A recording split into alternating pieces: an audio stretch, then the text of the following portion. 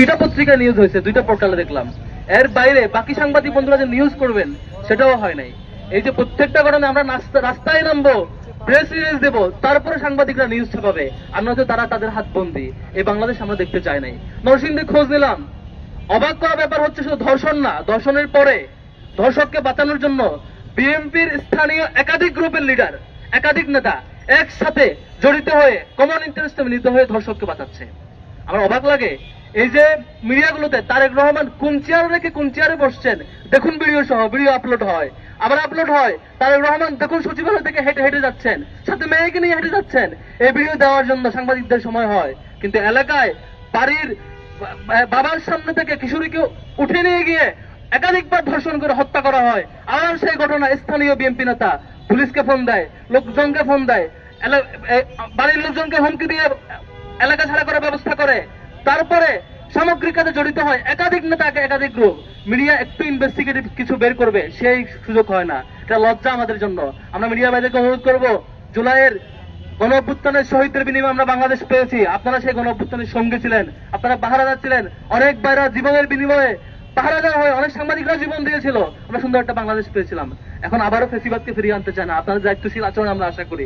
সম্মানিত বন্ধুগণ, যে বাংলাদেশ জুলাই গণ অভ্যুত্থানের বিনিময়ে আজকে আমরা পেয়েছি, ঢাকা বিশ্ববিদ্যালয়ের এই নিরাপদ এরিয়া থেকে শুরু করে গ্রামের এলাকা পর্যন্ত প্রত্যেকটা এলাকা শুধু আজকে ধর্ষণ নয়, চাঁদাবাজি নয়, বরং ক্ষমতাসীন দল তাদেরকে পাহাড় দেওয়ার কাজে ব্যস্ত হয়েছে। এটা খুবই দুঃখজনক, খুবই লজ্জাজনক।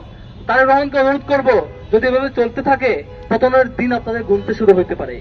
আপনারা যদি ক্ষমতায় থাকতে চান, ভালোভাবে চালাইতে চান, এখনই এই চাঁদাবাজ এবং দর্শনের ব্যাপারে সিরিয়াস হন। যদি সিরিয়াস না হন, এই যে ছাত্র দল থেকে শুরু করে স্থানীয় বিএনপি পর্যন্ত আপনার দলের প্রত্যেকটা পর্যায়ের লিডাররা এই যে চাঁদাবাজ এবং ধর্ষককে আশ্রয় দেয়, নারী হেনস্থাকারী প্রকাশ্যে ভিডিও পাবলিশ হওয়ার পরও তাদেরকে আশ্রয় দেয়, এই ঘটনা চলতে থাকলে এই চূড়ান্ত বিক্ষোভ, জনমনে যে বিক্ষোভ আপনারা লক্ষ্য করছেন, রাজু ভাস্কর্য থেকে এই বিক্ষোভ একেবারে তৃণমূল পর্যায়ে পর্যন্ত পৌঁছাবে।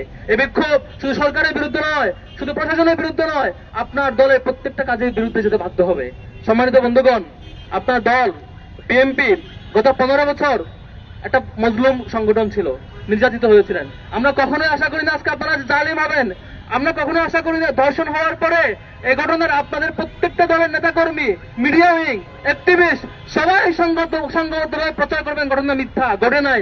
আপনারা জনগণকে কনফিউজ রাখবেন, পরে এক পর্যায়ে যখন ফাঁস হবে এই ঘটনা সত্য, তখন বলবেন আপনারা ধর্ষণের বিরুদ্ধে। তাহলে একদিন দুই দিন কই ছিলেন? কেন এই ঘটনা মিথ্যা দাবি করেছেন? এভাবে চলতে থাকলে খুব দুঃখজনক অধ্যায় হবে। আমরা আর অপেক্ষা করতে চাই না।